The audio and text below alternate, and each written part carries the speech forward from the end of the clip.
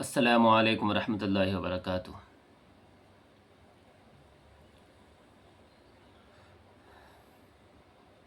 آج ایک بوڑھے کی موت نے دنیا کو بڑی تباہی پر لا کر کھڑا کر دیا ہے۔ اس وقت جب کئی معصوموں کی جانیں گئی تو وہ عرب ممالک، وہ مسلم ممالک جو آج رو رہے ہیں، چلا رہے ہیں شیروں اور گیدڑوں کی طرح، ایک وقت میں ان کا حال یہ تھا کہ وہ بالکل خاموش تھے، اور ان کی یہ خاموشی آج ایک آواز بنی ہوئی ہے۔ وجہ یہ ہے کہ ایران نے ہر کسی کو اپنا موقع اور مصرف اور اپنی طاقت دکھائی ہے، اور اس طاقت دکھانے میں اس کی اپنی کمزوری اگر ظاہر ہوئی تو بھی بڑی بات نہیں، اور اس کا نقصان بھی ہوا تو بڑی بات نہیں۔ اور بہت سارے مسلم اسی طرح غیر مسلم بھی یہ کہتے ہیں کہ اب مسلمانوں کو کیا ہو گیا، یعنی کچھ مسلمان تو یہ کہہ رہے ہیں کہ وہ تو شیعہ ہیں، لہٰذا ہمیں ان کا ساتھ نہیں دینا چاہیے، اور کچھ لوگ یہ کہتے ہیں کہ بھئی وہ تو مسلمان ہیں، ان کا ساتھ دینا چاہیے۔ تو میں ان سے کہتا ہوں کہ پھر نیتن یاہو کا تو ساتھ دے، کیونکہ وہ تو سنی ہے۔ اگر یہ بھی نہیں ہو سکتا ہے تو پھر ایران کے ساتھ ہی کھڑے رہے۔ کیوں؟ اس کی وجہ صاف صاف ظاہر ہے، گرچہ وہ شیعہ ضرور ہیں لیکن انہوں نے کسی سے مدد نہیں مانگی۔ اور دوسری سب سے بڑی چیز یہ ہے کہ جب غزہ پر حملہ ہوا، فلسطین کے بچے روئے، اس وقت انہوں نے ہی ساتھ دیا تھا، یعنی انہوں نے آواز اٹھائی۔ لیکن آج دنیا کے بہت سے ممالک، 50 ممالک تو مسلم ممالک ہیں، اس کے علاوہ مسلمانوں کی آبادی صرف اور صرف ہندوستان میں بہت زیادہ ہے، اور پھر انسانوں کی آبادی کے اعتبار سے ہندوستان سب سے پہلے نمبر پر ہے، اور ہندوستان بھی خاموش ہے۔ اور ایران کی آبادی سے ہندوستان کی آبادی کا کوئی فرق نہیں ہے، کوئی ملاوٹ نہیں۔ ہندوستان کی آبادی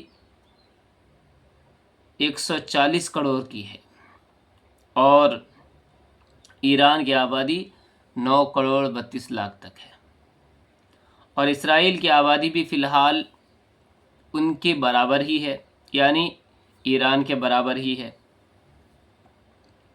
اور امریکہ کی آبادی 35 کروڑ کی ہے۔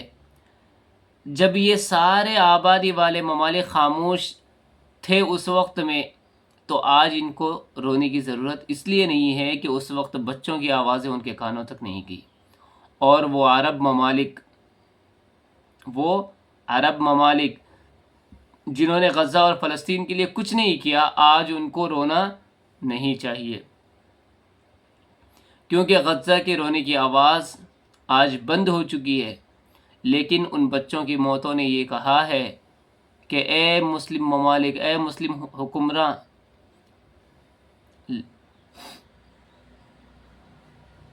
کہ آج ہماری تو کل تمہاری باری ہے۔ تمہاری خاموشی کہہ رہی ہے کہ تمہارا انداز جو ہے وہ بالکل نیا ہے، اور ان کا انداز خاموشی آج ساری دنیا دیکھ رہی ہے۔ راحت اندوری نے کبھی کہا تھا کہ لگے گی آگ تو آئیں گے کئی گھر زد میں، لگے گی آگ تو آئیں گے کئی گھر زد میں، یہاں پہ صرف ہمارا مکان تھوڑی ہے۔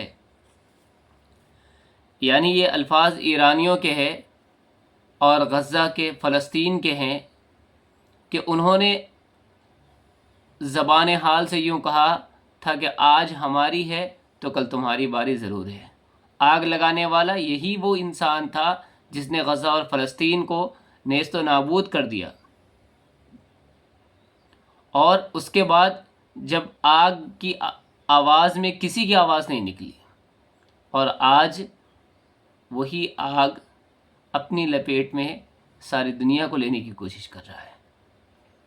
ہاں، اس میں ہر کوئی برابر ہے، چاہے وہ مسلمان ہو یا غیر مسلم۔ اس وقت میں تو بہت سارے غیر مسلموں نے بھی آواز اٹھائی تھی، لیکن مسلم حکمراں، سعودی حکمراں، ایک سوال یہ ہوتا ہے، بہت سارے لوگوں نے کیا تھا سوال کہ صاحب سعودیہ پر انہوں نے حملہ کیا، اللہ بچائے۔ دیکھو قرآن مجید میں ہے ان فی ذالک لآیات لأولی النہی، کہ جو چیزیں زمین میں عبرت کے لیے ہوتی ہیں وہ عقل والوں کے لیے ہے۔ زمین میں بہت ساری چیزیں اللہ نے ایسی ایسی پیدا کی ہیں اور پیدا ہوتی رہیں گی جو عقل والوں کے لیے نشانیاں ہیں۔ انہوں نے اگر سعودیہ پر حملہ کیا ہے، عرب پر حملہ کیا ہے، مکہ کے اطراف و اکناف میں حملہ کیا ہے، مدینہ کے اطراف پہ حملہ کیا ہے، تو ان کا حملہ کرنا اثر نو پھر سے جائز ہے، اس لیے کہ سعودی حکمراں جو ہے وہ امریکہ کی غلامی میں زندہ جی رہی ہے۔ ایسی حکمرانی سے بہتر تو تھا کہ خامنائی کی طرح ان کی موت ہو جاتی۔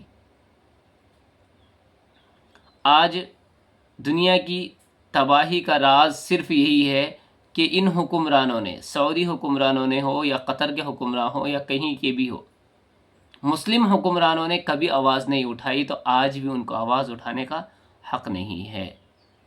اس وقت انہوں نے بچوں کی آوازیں نہیں سنی تھی، آج ان کی آواز سننے والا کوئی نہیں ہے۔